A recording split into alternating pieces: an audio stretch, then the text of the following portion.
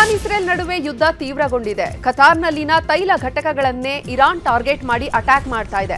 ಬಾಗ್ದಾದ್ನಲ್ಲಿ US ಸೇನೆ camp ಮೇಲೆ Iran attack ಮಾಡಿದ್ದು ಡ್ರೋನ್ ಕ್ಷಿಪಣಿ ದಾಳಿ ಮಾಡ್ತಾ ಇದೆ. ಕುವೈತ್ನ ಪೆಟ್ರೋಲಿಯಂ ಘಟಕದ ಮೇಲೆ ದಾಳಿ ಮಾಡಲಾಗ್ತಾ ಇದೆ.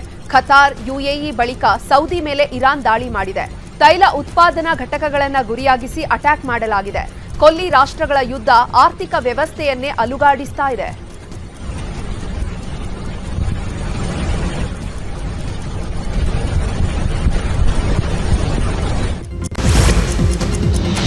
ಇರಾನ್ ಟೆಹರಾನ್ ಮೇಲೆ ಇಸ್ರೇಲ್ ಅಟ್ಯಾಕ್ ಮಾಡಿದೆ. ಮೆಹರಾಬಾದ್ ಸುತ್ತಮುತ್ತ 4 ಭಾರೀ ಸ್ಫೋಟ ಸಂಭವಿಸಿದೆ. ಇನ್ನು ಟೆಹರಾನ್ ಮೇಲೆ ಫೈಟರ್ ಜೆಟ್ಗಳನ್ನು ಬಳಸಿ ದಾಳಿ ಮಾಡಲಾಗುತ್ತಿದ್ದು ಜನವಸತಿ ಪ್ರದೇಶವನ್ನು ಟಾರ್ಗೆಟ್ ಮಾಡಲಾಗಿದೆ ಅನ್ನುವ ಮಾತುಗಳು ಕೇಳಿ ಬರ್ತವೆ. ಇನ್ನು ಟೆಹರಾನ್ ಮೇಲಿನ ದಾಳಿಯನ್ನು ಎದುರಿಸಲು ಇರಾನ್ ಸೇನೆ ಸನ್ನದ್ಧ ಆಗಿದೆ. ರಕ್ಷಣಾ ಪಡೆಗಳನ್ನು ಸನ್ನದ್ಧಗೊಳಿಸಲಾಗಿದೆ. ಟೆಹರಾನ್ ಏರ್ ಡಿಫೆನ್ಸ್ ಸಿಸ್ಟಮ್ ಸಕ್ರಿಯ ಆಗಿದೆ ಅಂತ ಇರಾನ್ ತಿಳಿಸಿದೆ. ಇರಾಕ್ನ ಬಸ್ರಾದಲ್ಲಿರುವಂತಹ ನೌಕಾ ನೆಲೆ ಮೇಲೂ ಕೂಡ ದಾಳಿ ನಡೆದಿದೆ. ಕಸರ್ ಬಂದರ್ ಗುರಿಯಾಗಿಸಿ ಡ್ರೋನ್ ದಾಳಿ ನಡೆದಿದೆ. ಇರಾಕ್ನ ಏರ್ ಡಿಫೆನ್ಸ್ ಸಿಸ್ಟಮ್ ಕೆಲವು ಡ್ರೋನ್ಗಳನ್ನ ಹೊಡೆದು ಉರುಳಿಸಿದೆ. ಆದರೆ ಕೆಲವು ಡ್ರೋನ್ಗಳು ಬಂದರ್ನ ಬಳಿ ಬಿದ್ದಿವೆ. ಸದ್ಯ ಇರಾನ್ ಇಸ್ರೇಲ್ ಯುದ್ಧದಲ್ಲಿ ಇರಾಕ್ ಕೂಡ ಟಾರ್ಗೆಟ್ ಆಗಿದ್ಯಾ ಅನ್ನುವಂತಹ ಅನುಮಾನವೂ ಜೋರಾಗಿದೆ. ಸದ್ಯ ಕಸರ್ ಬಂದರು ಬಳಿ ಭದ್ರತೆಯನ್ನ ಹೆಚ್ಚಿಸಲಾಗಿದೆ. ಬಾಗ್ದಾದ್ ಬಳಿಯಲ್ಲೂ ಇರಾನ್ ದಾಳಿ ಮುಂದುವರೆಸಿದೆ. ಬಾಗ್ದಾದ್ ಏರ್ಪೋರ್ಟ್ ಬಳಿ ಇರುವ ಅಮೆರಿಕದ ನೆಲೆಗಳನ್ನು ಗುರಿಯಾಗಿಸಿ ಡ್ರೋನ್ ದಾಳಿ ನಡೆದಿದೆ. ಅಮೆರಿಕ ನೆಲೆಗಳಿಗೆ ದಾಳಿಯಿಂದ ಹಾನಿಯಾಗಿದೆ. ಅಮೆರಿಕದ ಸ್ಥಳಗಳ ಮೇಲೆ ದಾಳಿ ಮಾಡಿಯೇ ಮಾಡ್ತೀವಿ ಅಂತ ಇರಾನ್ ಪಣ ತೊಟ್ಟಿದೆ. ಇರಾನ್ ಇಸ್ರೇಲ್ ಮಧ್ಯೆ ಯುದ್ಧ ತೀವ್ರಗೊಂಡಿದೆ. ಇರಾನ್ನ ಪ್ರಮುಖ ನಾಯಕರನ್ನ ಹುಡುಕಿ ಇಸ್ರೇಲ್ ಹತ್ಯೆ ಮಾಡ್ತಾ ಇದೆ. ಇಂದು ಇರಾನ್ನ ಗುಪ್ತಚರ ಸಚಿವ ಇಸ್ಮಾಯಿಲ್ ಖತೀಬ್ ಹತ್ಯೆ ಮಾಡಲಾಗಿದೆ. ಭದ್ರತಾ ಮಂಡಳಿಯ ಮುಖ್ಯಸ್ಥ ಲಾರಿಜಾನಿ ಹತ್ಯೆಯ ಬೆನ್ನಲ್ಲೇ ಖತೀಬ್ ಕೂಡ ಹತ್ಯೆ ಮಾಡಲಾಗಿದೆ. ಶಿಯಾ ಧಾರ್ಮಿಕ ಮುಖಂಡರಲ್ಲೇ ಪ್ರಮುಖರಾಗಿರುವಂತಹ ಖತೀಬ್ ಇರಾನ್ನ ನ್ಯಾಯಾಂಗ ವ್ಯವಸ್ಥೆಯ ಸಲಹೆಗಾರರಾಗಿದ್ರು. ಯಾರನ್ನೂ ಬಿಡಲ್ಲ ಅಂತ ಇಸ್ರೇಲ್ ಟ್ರಂಪ್ ಗುಡುಗಿರುವ ಬೆನ್ನಲ್ಲೇ ಹತ್ಯೆ ನಡೆದಿದೆ.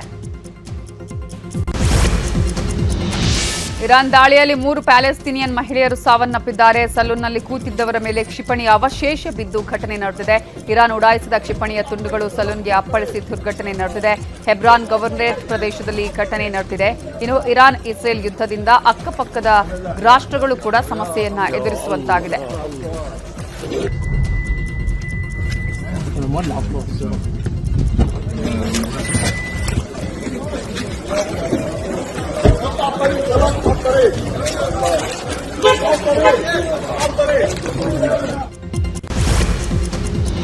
ಖತಾರ್ ಮೇಲಿನ ದಾಳಿಗೆ ಅಮೆರಿಕ ಅಧ್ಯಕ್ಷ ಡೊನಾಲ್ಡ್ ಟ್ರಂಪ್ ತೀವ್ರವಾಗಿ ಖಂಡಿಸಿದ್ದಾರೆ. ಇರಾನ್ ಇಸ್ರೇಲ್ ಎರಡೂ ದೇಶಗಳಿಗೂ ಕೂಡ ಡೊನಾಲ್ಡ್ ಟ್ರಂಪ್ ವಾರ್ನಿಂಗ್ ನೀಡಿದ್ದಾರೆ. ಅನಿಲ ಸ್ಥಾವರಗಳು ನಮ್ಮ ಟಾರ್ಗೆಟ್ ಅಲ್ಲ. ಇರಾನ್ನ ಸೌತ್ ಪಾರ್ಸ್ ಮೇಲೆ ಇನ್ಮುಂದೆ ದಾಳಿ ಮಾಡಲ್ಲ. ಸೌತ್ ಪಾರ್ಸ್ ಮೇಲಿನ ದಾಳಿಯಲ್ಲಿ ನಮ್ಮ ಪಾತ್ರ ಇಲ್ಲ. ಇನ್ಮುಂದೆ ಇಸ್ರೇಲ್ ಇಂಧನ ಘಟಕಗಳ ಮೇಲೆ ದಾಳಿ ಮಾಡಲ್ಲ. ಖತಾರ್ ಮೇಲೆ ಇರಾನ್ ದಾಳಿ ಮಾಡಿದ್ದು ಸರಿಯಲ್ಲ ಅಂತ ಕಿಡಿಕಾರಿದ್ದಾರೆ. ಮಧ್ಯಪ್ರಾಚ್ಯದ ಯುದ್ಧದ ತೀವ್ರತೆ ದಿನೇ ದಿನೇ ಜಾಸ್ತಿ ಆಗ್ತಾ ಇದ್ದು ಇವೆಲ್ಲದರ ಮಧ್ಯೆ ಯುದ್ಧ ನಿಲ್ಲಿಸಿ ಅಂತ 12 ಅರಬ್ ರಾಷ್ಟ್ರಗಳು ಒತ್ತಾಯಿಸಿವೆ. ಸೌದಿಯ ರಿಯಾದ್ನಲ್ಲಿ ಸಭೆ ನಡೆದಿದ್ದು ಯುದ್ಧ ನಿಲ್ಲಿಸಿ ಅಂತಾರಾಷ್ಟ್ರೀಯ ಕಾನೂನನ್ನು ಗೌರವಿಸಲು ಇರಾನ್ಗೆ ಒತ್ತಾಯಿಸಲಾಗಿದೆ. ಮಧ್ಯಪ್ರಾಚ್ಯದಲ್ಲಿ ನಡೀತಾ ಇರೋ ಯುದ್ಧದಿಂದ ಭಾರತೀಯ ಷೇರು ಮಾರುಕಟ್ಟೆಗೆ ಎಫೆಕ್ಟ್ ಆಗಿದೆ. ಆಯಿಲ್ ದರ ಏರಿಕೆಯಿಂದ ಮಾರುಕಟ್ಟೆ ಅಲ್ಲೋಲ ಕಲ್ಲೋಲವಾಗಿದೆ. 1 ಬ್ಯಾರೆಲ್ ಕಚ್ಚಾ ತೈಲದ ಬೆಲೆ $116 ತಲುಪಿದೆ. 2497 ಅಂಕ ಸೆನ್ಸೆಕ್ಸ್ ಕುಸಿದಿದ್ದು ನಿಫ್ಟಿ 775 ಅಂಕ ಕುಸಿತಗೊಂಡಿದೆ. ಇನ್ನು ಮುಂದಿನ ದಿನಗಳಲ್ಲಿ ಭಾರತದಲ್ಲೂ ಕೂಡ ಇಂಧನ ದರ ಏರಿಕೆಯಾಗುವ ಸಾಧ್ಯತೆ ಇದೆ ಎನ್ನಲಾಗ್ತಾ ಇದೆ. ವಿಶ್ವದ ಅತಿ ದೊಡ್ಡ ಕತಾರಲ್ಲಿರೋ ಎಲ್ಎನ್ಜಿ ಸ್ಥಾವರ ರಾಸ್ ಲಫಾನ್ ಮೇಲೆ ಇರಾನ್ ಕ್ಷಿಪಣಿ ದಾಳಿ ಮಾಡಿದೆ. ಭಾರತಕ್ಕೆ ಎಲ್ಪಿಜಿ ರಫ್ತು ಮಾಡುತ್ತಿದ್ದ ಖತಾರ್ ಮೇಲೆ ಇರಾನ್ ದಾಳಿ ಮಾಡಿದ್ದು ಖತಾರ್ನ ರಾಸ್ ಲಫಾನ್ ಅನಿಲ ಘಟಕದ ಮೇಲೆ ದಾಳಿ ನಡೆಸಲಾಗಿದೆ. ಇರಾನ್ ದಾಳಿಗೆ ಎಲ್ಎನ್ಜಿ ಅನಿಲವೇ ಘಟಕವೇ ಹೊತ್ತಿ ಉರಿದಿದ್ದು ಇರಾನ್ ದಾಳಿಗೆ ಖತಾರ್ ಕೊತ ಅಂತ ಕುದಿತಾ ಇದೆ. ದಾಳಿ ಬಳಿಕ ಅಂತಾರಾಷ್ಟ್ರೀಯ ತೈಲ ಮತ್ತು ಅನಿಲ ಮಾರುಕಟ್ಟೆಯಲ್ಲಿ ಅಲ್ಲೋಲ ಕಲ್ಲೋಲವೇ ಉಂಟಾಗಿದೆ. ಗ್ಯಾಸ್ ಸಮಸ್ಯೆಯಲ್ಲಿರುವ ಭಾರತಕ್ಕೆ ಮತ್ತೊಂದು ಸಂಕಷ್ಟ ಎದುರಾಗಿದೆ. ಇರಾನ್ ಯುದ್ಧದಿಂದ ಗಲ್ಫ್ ರಾಷ್ಟ್ರಗಳಲ್ಲಿ ಸಂಕಷ್ಟ ಎದುರಾಗಿದೆ. ಹೀಗಾಗಿ ಗಲ್ಫ್ ರಾಷ್ಟ್ರಗಳ ನೆರವಿಗೆ ಭಾರತ ಸರ್ಕಾರ ಧಾವಿಸಿದೆ. ಗಲ್ಫ್ ರಾಷ್ಟ್ರಗಳ ರಫ್ತುದಾರರನ್ನ ಗುರಿಯಾಗಿಸಿ ನೆರವು ನೀಡಲಾಗ್ತಾ ಇದೆ.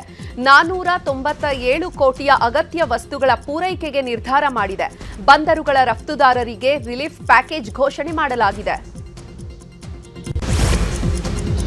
ಕೊಲ್ಲಿ ರಾಷ್ಟ್ರಗಳಲ್ಲಿ ಯುದ್ಧ ಮುಂದುವರೆದಿದ್ದು ಸಂಕಷ್ಟ ಎದುರಾಗಿದೆ. ಬೆಂಗಳೂರಲ್ಲಿ ಗ್ಯಾಸ್ ಸಿಲಿಂಡರ್ ಸಿಗದೆ ಜನ ಪರದಾಡ್ತಿದ್ದಾರೆ. ನಗರದಲ್ಲಿ ಕಮರ್ಷಿಯಲ್ ಗ್ಯಾಸ್ ಸಿಲಿಂಡರ್ ಅಭಾವ ಉಂಟಾಗಿದ್ದು ಸೌದೆ ದರ ಏರಿಕೆ ಕಂಡಿದೆ. 1 ಕ್ವಿಂಟಾಲ್ ಸೌದೆಗೆ ಬರೋಬ್ಬರಿ 900 ರೂಪಾಯಿ ದರದಲ್ಲಿ ಮಾರಾಟವಾಗ್ತಿದೆ.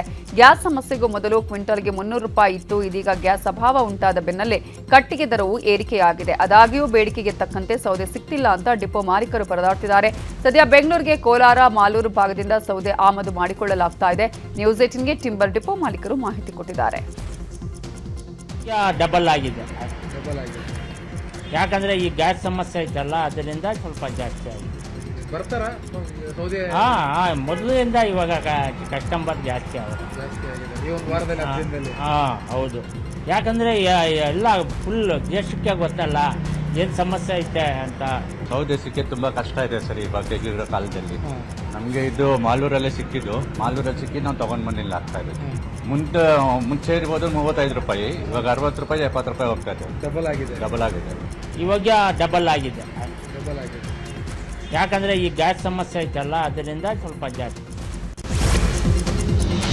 ಇಸ್ರೇಲ್, ಇರಾನ್, ಅಮೆರಿಕ ಸಂಘರ್ಷದಿಂದಾಗಿ ಕರಾವಳಿಯ ಪ್ಲಾಸ್ಟಿಕ್ ಉದ್ಯಮದ ಮೇಲೆ ಭಾರೀ ಹೊಡೆತ ಬಿದ್ದಿದೆ.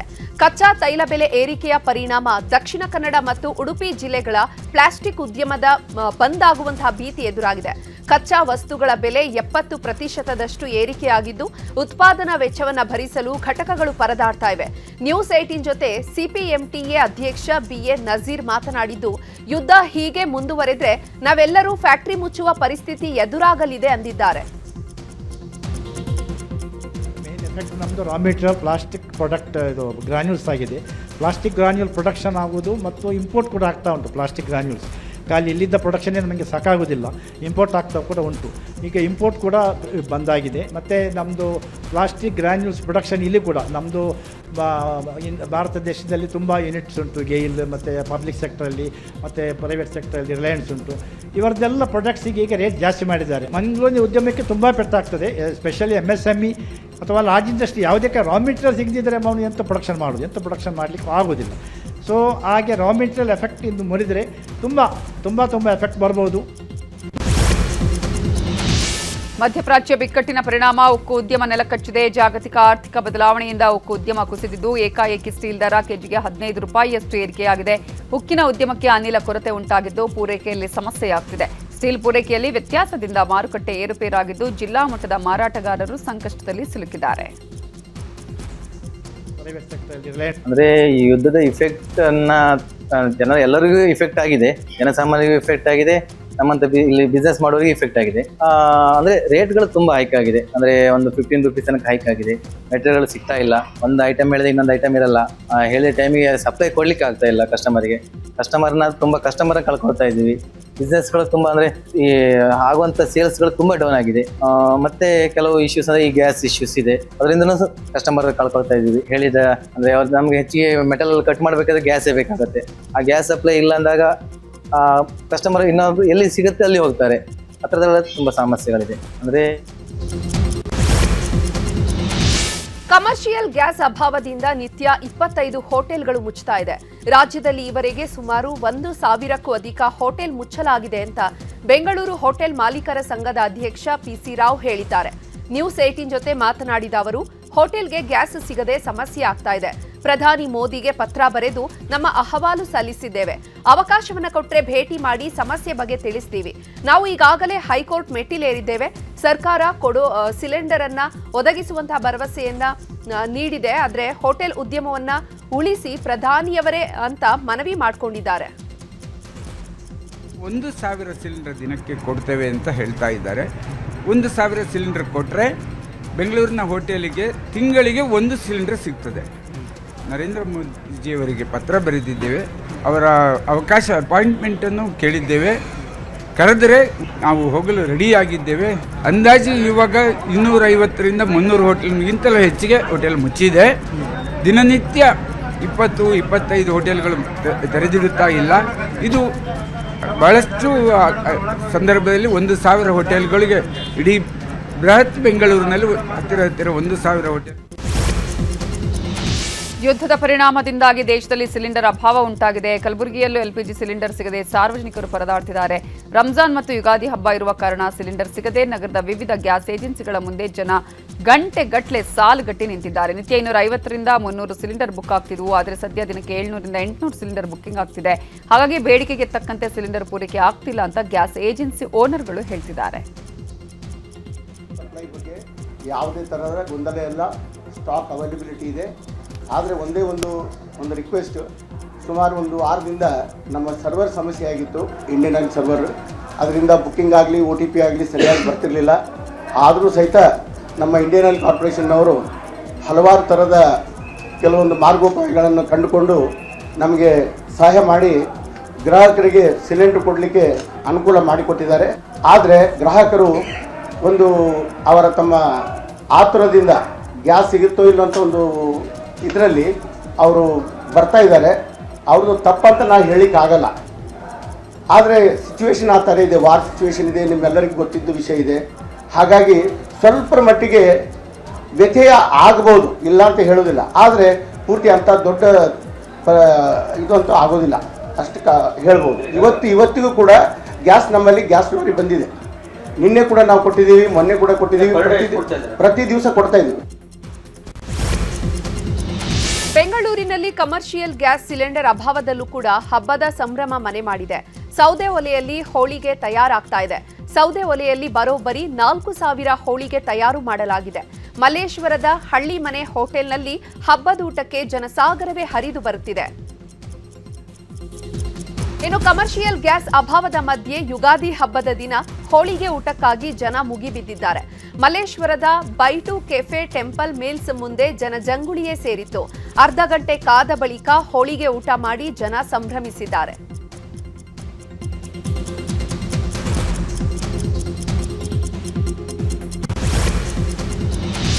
ಉಪಚುನಾವಣೆಗೆ ಅಭ್ಯರ್ಥಿ ಆಯ್ಕೆ ವಿಚಾರಕ್ಕೆ ಸಂಬಂಧಪಟ್ಟ ಹಾಗೆ ಬೆಂಗಳೂರಲ್ಲಿ ಡಿಸಿಎಂ ಡಿಕೆ ಶಿವಕುಮಾರ್ ಮಾತಾಡಿದ್ದಾರೆ. ಎಲ್ಲ ಸರ್ವೆ ರಿಪೋರ್ಟ್ ತಂದಿದ್ದೇವೆ, ಎಐಸಿಸಿ ಜನರಲ್ ಸೆಕ್ರೆಟರಿ ಬರ್ತಿದ್ದಾರೆ, ನಾನು ಮತ್ತು ಸಿಎಂ ಸಹ ಚರ್ಚೆ ಮಾಡಿದ್ದೇವೆ. ಹೈಕಮಾಂಡ್ ಏನ್ ತೀರ್ಮಾನ ಮಾಡುತ್ತೆ ನೋಡಬೇಕು.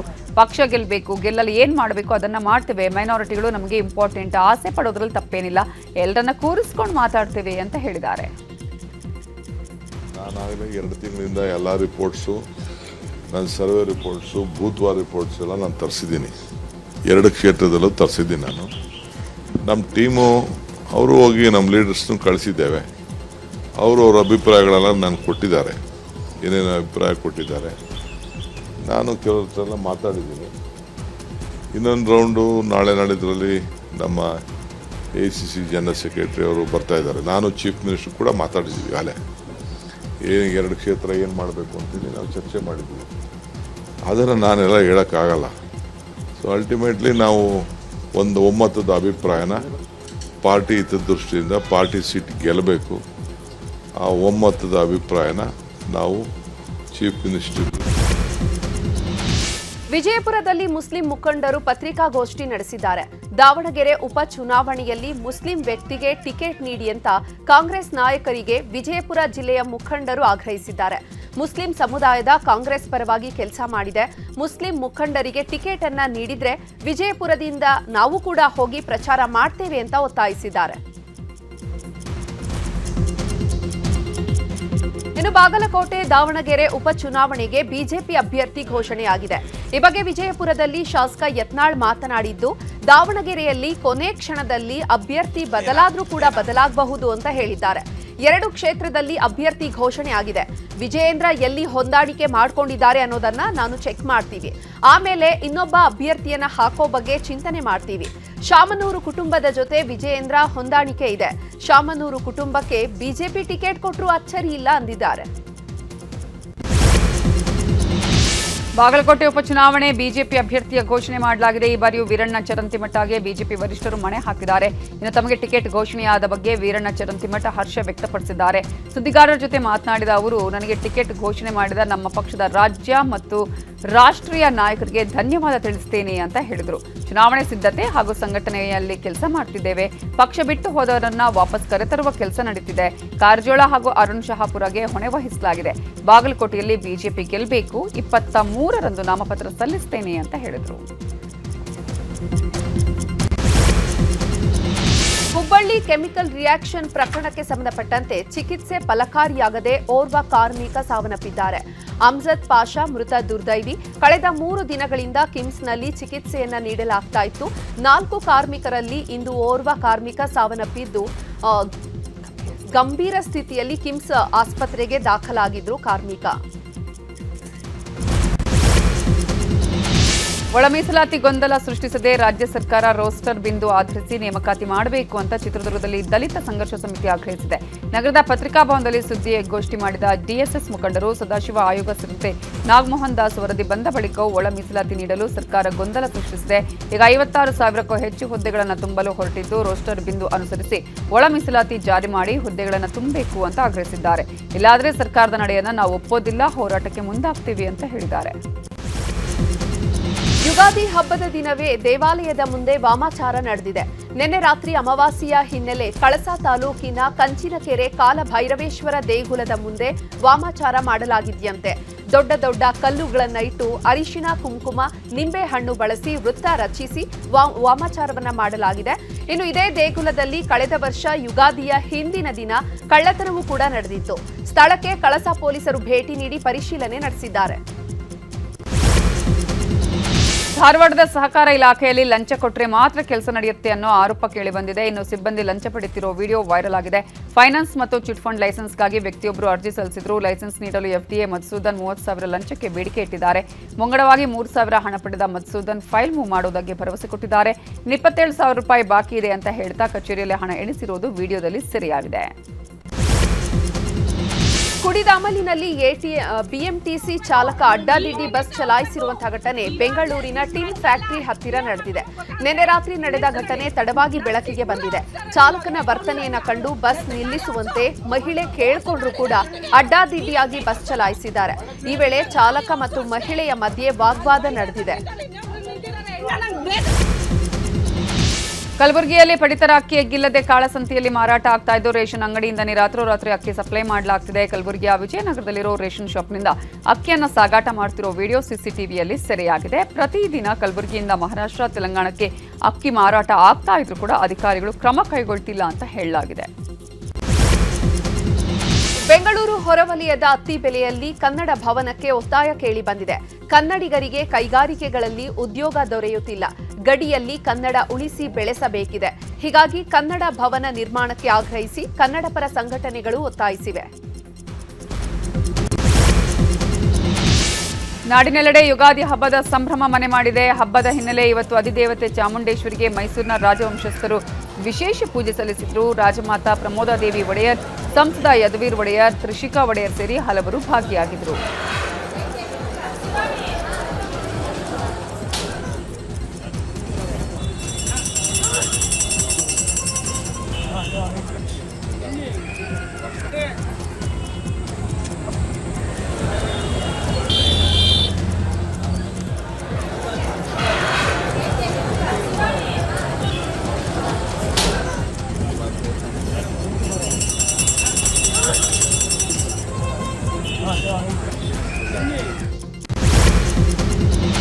ಹುಬ್ಬಳ್ಳಿಯಲ್ಲಿ ಉಳುಮೆಯೊಂದಿಗೆ ಹೊಸ ವರ್ಷ ಪ್ರಾರಂಭವಾಗಿದೆ. ಯುಗಾದಿ ದಿನದಂದು ಭೂತಾಯಿಗೆ ಪೂಜೆ ಸಲ್ಲಿಸಿ ರೈತರು ಉಳುಮೆ ಮಾಡಿದ್ದಾರೆ. ಬನ್ನಿ ಮರಕ್ಕೆ ಪೂಜೆ ಸಲ್ಲಿಸಿ ಭೂಮಿಗೆ ಹಾಲು ತುಪ್ಪ ಹಾಕಿ ಒಳ್ಳೆಯ ಮಳೆ ಬೆಳೆ ಆಗ್ಲಿ ಅಂತ ಭೂತಾಯಿಗೆ ಪ್ರಾರ್ಥನೆ ಸಲ್ಲಿಸಿದ್ರು. ಯುಗ ಯುಗಾದಿ ಕಳೆದರು ಯುಗಾದಿ ಮರಳಿ ಬರುತ್ತಿದೆ ಹೊಸ ವರ್ಷ.